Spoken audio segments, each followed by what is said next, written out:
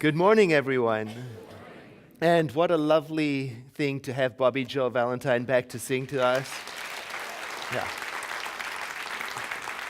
And I know many of you are fans of Bobby Joe's work, but you may not know that these new songs are on his new CD, and you can visit him afterwards and take Bobby Joe home with you. Appropriate that we had the video today about service on the board because our theme for this month is love as community service. And today our topic is you can change the world. Now, at the Center for Spiritual Living in Santa Rosa, we study the teaching named The Science of Mind. And this teaching claims that each person, every being really, is an individualized expression of one single infinite consciousness. We call that God in us. Now, this infinite consciousness shows up as the unique gifts that we each have. And when we bring our unique gifts forward to this world, it turns out that they are completely necessary and wanted. Indeed, they are components of the whole. So each person is like a puzzle piece, and all the pieces are required to see the whole picture. So for wholeness to be revealed in this world, it's important that we don't hold back and we don't edit ourselves out. We don't censor who we have come here to be. And at the same time, it is important to express our unique gifts in ways that reveal wholeness and harmony and not in ways that reveal separation and stress. We have that choice.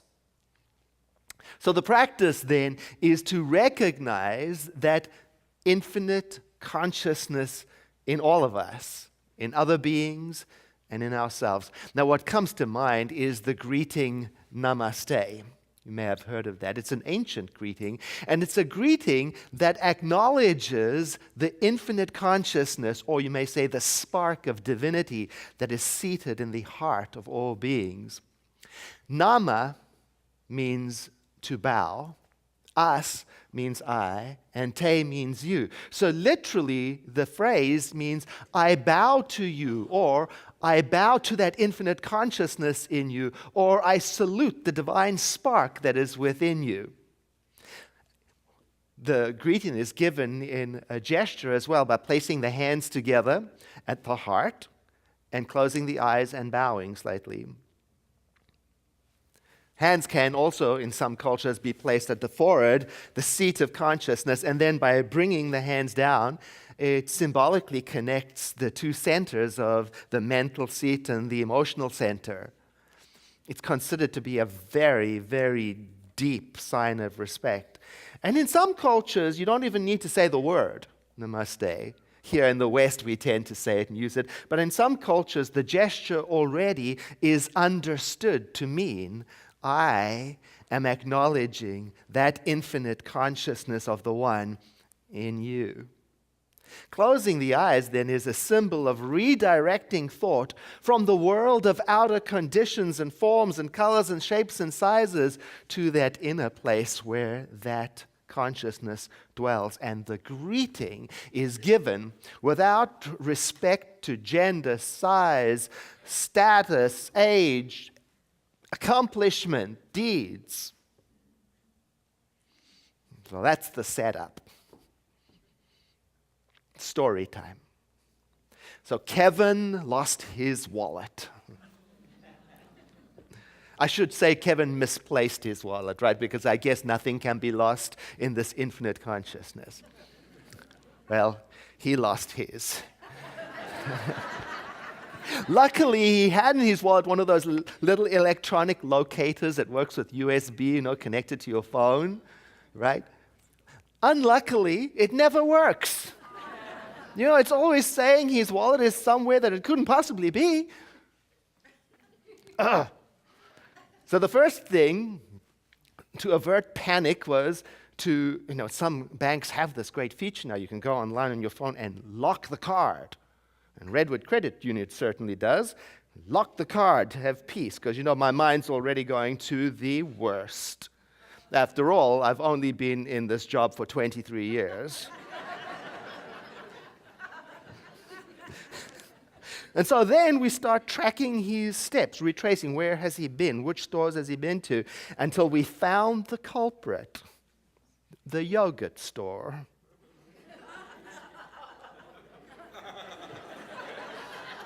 He had dropped the wallet outside of the yogurt store on the street, and don't you know, somebody picked it up and took it inside. And I went in and asked about the wallet, and they gave it. And you know what? The first thing I did was check to see what's missing.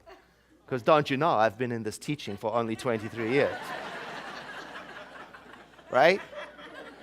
I'm going to the lowest common denominator. And don't you know that everything was in it? Every bill, every coin, every card, everything.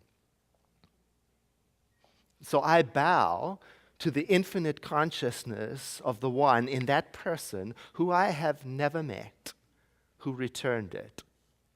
And because I don't know who it was that did return it, now I cannot make up anything about them. This is all I've got. You know, when I do make up things about people based on who I think they are, or how they look to me, or what they're wearing, or how they show up. It can get in the way of me seeing through to the infinite consciousness of the one in them. Because I may be inclined to judge them by their outer appearances, or their actions, or the way they speak, or how they sound, or the choices they make, or the history they've got, or what they've been through. Ooh.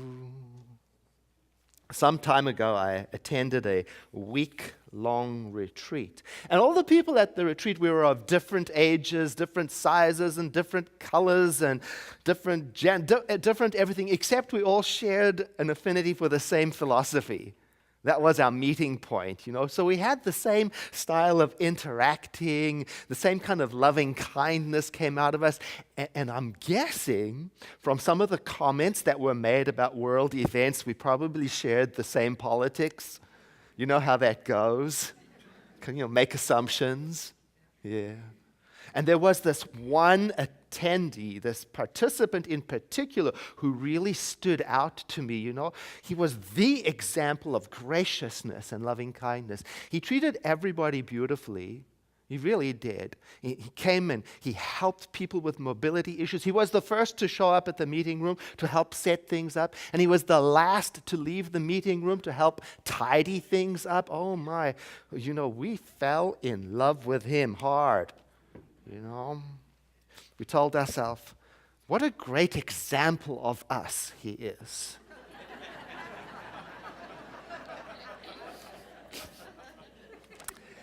Then on the last day, he revealed that in a previous election, he had voted for a candidate who was clearly unpopular with the rest of the group.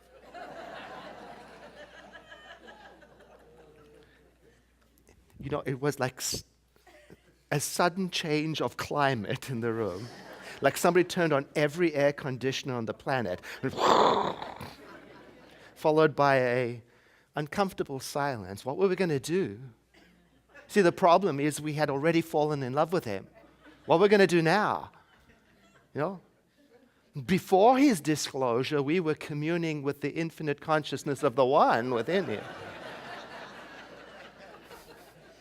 After his disclosure, not me, but some of the people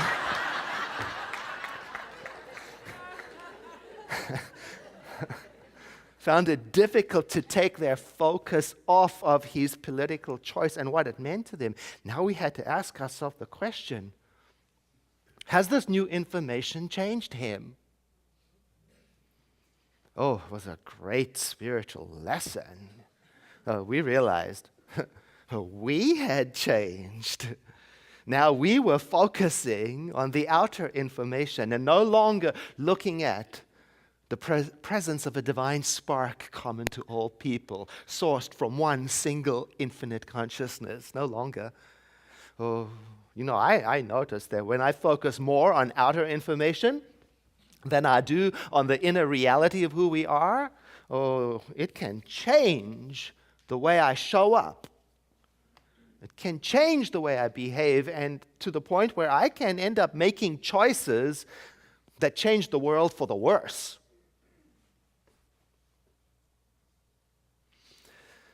So a good practice is to pay attention to and try to notice and recognize and greet the infinite consciousness of the one, that divine spark within others and within myself. When we see it in others, it changes the way we show up for them. When we see it in ourselves, it changes the way we show up for ourselves and for the world. I think it's what causes us to become a living example of what I think is crucial in our world right now, and that is this: love. Now, I tell this story at least once a year. So I never get tired of it, so forgive me if you've heard it before.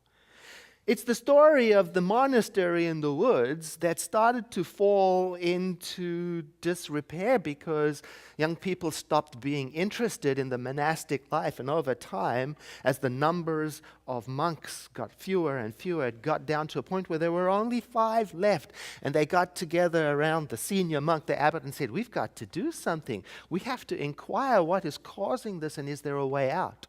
And one of them said, "I've heard that there is a mystic rabbi living in the woods. One of us should go and see him and ask if he can see the way out for us." And so the senior abbot traveled into the woods alone to visit with the mystic rabbi, who received him quite warmly and open-heartedly and listened and appreciated and empathized and said, "That's terrible. And I don't know the answer. I don't know what you should do. But I do know this, that one of you 5 is the Messiah." So the abbot, somewhat shocked, took his leave and went back to his remaining 4 brothers and told what he had learned. And they sat with that, and what started to happen was this consideration of, well, maybe it's that one. Or on the off chance it's me, I better start showing up. Or that one, I've been having a difficult time. On the off chance it's him, I better start making the way clear for him. And so it came to pass that the monks started to treat each other with such reverence and kindness that people strolling through the forest could feel the vibration of loving kindness and started to come and have picnics in the grounds of the monastery, and then started to pitch in and started to help and started to discover that perhaps there was something about the monastic lifestyle that they might want to emulate, and the monastery came back into and beyond its former radiance. Namaste, Rabbi in the woods. I bow to the infinite consciousness of the one in him. But let's go back to the beginning of this message. Each person is an individualized expression of one single infinite consciousness, which we call God in us. This infinite consciousness shows up as the unique gifts that we each have. And when we bring those unique gifts forward into the world, we change the world. Abigail Lupi of Stockholm, New Jersey, age 10. She performed her first musical review 3 years ago at an assisted living center in honor of her great-grandmother's 100th birthday. And that's when she noticed that many of the elderly inhabitants of the home had no visitors. It made her very sad. And with her 10 years life experience, she couldn't change all of the loneliness on the planet. But she had to do something. So she invited her friends to perform with her at other assisted living residences, nursing homes, children's hospital, all over the state. And the result of this was the founding of an organization called Care Girls with a Z, an ensemble of 13 girls ages 3 to 13, and they have a repertoire of some 90 Broadway and pop songs. And Abigail says, "I like to brighten up people's days and help them have a fun time. When I do my best, I know they'll have a smile on their faces by the end." I bow to the consciousness of the one in Abigail Lopil. And I thank the living Spirit that she uses her talent to release joy in the world. John F. Kennedy said, one person can make a difference, and every person should try. Blair Gooch of Grand Rapids, Michigan, age 13. He was watching a TV newscast and he saw a little boy crying in a pile of rubble during the devastating January 2010 earthquake in Haiti. And it brought him to tears. He felt powerless. Even the next day, he was remembering it, feeling shaken up by it. And that's when he reached for his teddy bear because he remembered that his teddy bear would often bring to him comfort in times when he was not able to be comforted by anything else. And a thought occurred to him that maybe children in Haiti might find some sort of comfort too if they only had a teddy bear. So he went to school and asked if he could ask the other children to gather teddy bears and send them to Haiti. They let him make the announcement over the PA system, and very soon this whole thing escalated, and it turned into an organization called Blair's Bears for Haiti, which gave some 25,000 teddy bears to the island, plus another 22,000 bears to other nonprofits that deal with children who are struggling through difficult times. Now, Blair's advice to other children is this: if you are young and you think you can't make a difference in the world, well, actually you can. Namaste, Blair Gooch. I greet the infinite consciousness of the one in you and thank the living Spirit that you didn't crumble under the weight of grief. Edward Everett Hale, the Unitarian minister, said, I am only one, but still I'm one. I cannot do everything, but still I can do something. And because I cannot do everything, I will not refuse to do the something that I can. Winter Vinecki of Salem, Oregon. She was 9 years old when her father was diagnosed with prostate cancer. She belonged to a family, the Winters, that loved sports, racing, cross-country. By age 8, she had already done a 10K marathon. So she formed a nonprofit called Team Winter. It's a team of youth athletes who ran marathons to raise funds. And along with the other team members, they raised over $100,000 for prostate cancer awareness and research. And although her father died before he could see everything she accomplished, she says of him, I know he is watching me. Namaste, Winter of Salem, Oregon. I bow to the infinite consciousness of the one within you and thank the living Spirit for your strength and endurance used for the good of others. Ernest Holmes, our founder, he called this infinite consciousness within us by a special name. He had a special name for it. Love. And here's what he wrote about it in Creative Living on page 62. Love begets tolerance. And tolerance begets understanding, which is being able to put oneself in another person's place and see why they act, how they act, and why they do what they do. Thus, love can create a better world in which to live. It is the one power which can and must bring peace to this, our changing world. Now let us think of these children who made such a difference with their love. Their message is that you can make a difference too. The thing is, do you believe you can? If your answer is no, then we are to go back and study their stories and ask, what is it in them that is the same in me? And turn to that. Oh, you might not be a Mahatma Gandhi or a Mother Teresa or Winter or Blair or Abigail.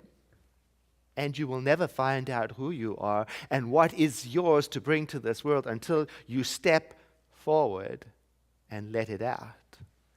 Look, I never imagined that I could be part of raising $16 million, but I did. You see, your Center for Spiritual Living this year in June had a team of cyclists representing us as we rode the 545-mile ride from San Francisco all the way to Los Angeles over 7 days to raise funds and awareness for people living with HIV and AIDS. On that ride, over 2,000 cyclists get together and they do something very special. They drop all labels. Doesn't matter who you are. You're straight, or you're gay, or you're transgender, or you're white, or you're black, or you're yellow, or you're gray, or you're big, or you're tall, or you're young, or you're old, or you're athletic, or you're a couch potato, or whatever. And I believe it is the coming together in this way, the dropping of the labels, that allows that consciousness of the infinite one to be perceived, and what emerges is something that is fondly called the love bubble. And we travel in the love bubble. Although we're doing something for the benefit of others, cyclists will often say that they're the ones who get the most out of the experience. And one of the things that they often say they get out of it is the awareness, the realization that it is possible for such a diverse group of people, for so many in this group of people, to get together and rally behind one cause in a powerful, peaceful, and harmonious way. It gives them hope for humanity. On Wednesday, October the 4th, I'll be showing videos and photos from your Center for Spiritual Living cycle team, from their experience of the ride. It's at 7 p.m. on Wednesday, October the 4th. So that's not this coming Wednesday, it's the following Wednesday, right here in the sanctuary. And I invite you to join me as we get together to salute the infinite consciousness of the one within them. All right, back to the beginning of this message. Each person is an individualized expression of one single infinite consciousness. We call that God in us. This infinite consciousness shows up as the unique gifts that we have to bring forward, and when we bring them forward, it can change the world. So our work then is to recognize that infinite consciousness within ourselves and within all beings. Indeed, it might be the very thing that this world needs right now to reveal wholeness. Then we work to stay open and listen deeply to that consciousness within, so we can tap into the direction that it is nudging us to go in. Not like a command from above, no, more like a sacred guidance from within about how to release our particular form of love in this world. Now, I invite you to breathe in with me and to exhale, letting your eyes close as we join in a moment of prayer. Come, great and infinite mind of creation, and inspire me to do great works. Let your infinite wisdom make me wise. I am making myself available to your guidance and direction. Wonderful presence, flooding me, filling me with love, and inspiring me. Dissolving all fear, casting all doubt, and removing all blocks, setting me free. Love, strong and mighty in its work, filling me right now with its presence. So I say, my affairs are directed by the presence of love. My choices are guided by the presence of love. Love within me knows what to do and how to do it. So I do not hinder its way, but I let it operate in my affairs. My affairs, then, are managed by love, directed by wisdom. Come, great and infinite mind of creation, and inspire me to do great deeds. And together let us say, and so it is. Once again, please breathe in with me deeply, followed by a sigh.